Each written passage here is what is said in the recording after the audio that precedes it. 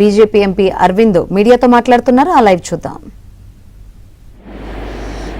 అయినా అది కూడా బ్రేక్ చేస్తారు మోదీ గారు, అది కూడా బ్రేక్ చేస్తారు.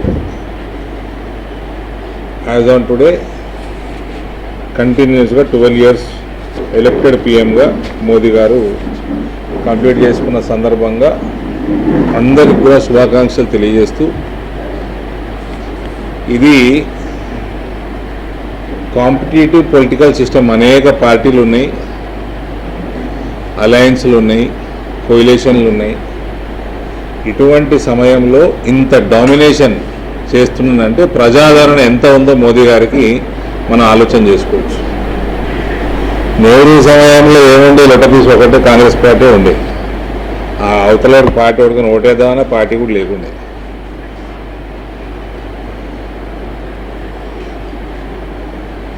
కాబట్టి ఇప్పుడు ఎవరంటే వాళ్ళు పార్టీ పెట్టుకోవచ్చు, దినేష్ భాయ్ పార్టీ పెట్టుకోవచ్చు, కవిత అట్లనే పెట్టింది పార్టీ, ఎవరన్నా పార్టీలు పెట్టుకోవచ్చు, మనిషికి 2-3 కూడా పెట్టుకోవచ్చు.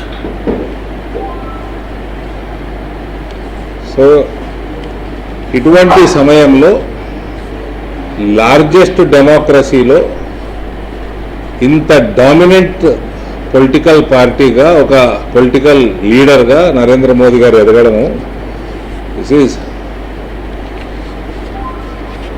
ఇంకా వేరే వాళ్ళకి ఎవరికి దగ్గరలో ఆస్కారం ఉండదనే మనం అనుకోవాలి. దీనికి అనేక కారణాలు ఉన్నాయి. ప్రజాదరణ ఇంత పెరగడానికి 12 సంవత్సరాలలో ఆయన చేపట్టిన అనేక కార్యక్రమాలు ఉన్నాయి. ఎకనామికల్ సూపర్ పవర్గా భారతదేశాన్ని తీర్చిదిద్దుతూ ఉన్నారు. ఆల్మోస్ట్ 4 ట్రిలియన్ ఎకానమీ భారతదేశం చేరింది 2025-26. అతి త్వరలో 5 ట్రిలియన్ దాటబోతా ఉన్నాం. డైరెక్ట్ ట్యాక్స్ కలెక్షన్ 2013-14లో మోదీ గారు పిఎం కాకంటే ముందు సంవత్సరంలో 6.38 lakhs డైరెక్ట్ ట్యాక్స్ కలెక్షన్ ఉంటే, పోయిన సంవత్సరం 24-25లో 27 లక్షల ట్యాక్స్ కలెక్షన్ భారతదేశం చూసింది. ఇన్ఫ్లేషన్, మన ఇన్ఫ్లేషన్ 2014లో 7% ఉంటే ఇప్పుడు 4.5% తగ్గింది. కంపేర్ టు అమెరికా ఇదే సమయంలో 1.6 నుంచి 3.2 అయింది, అమెరికాలో డబుల్ అయింది.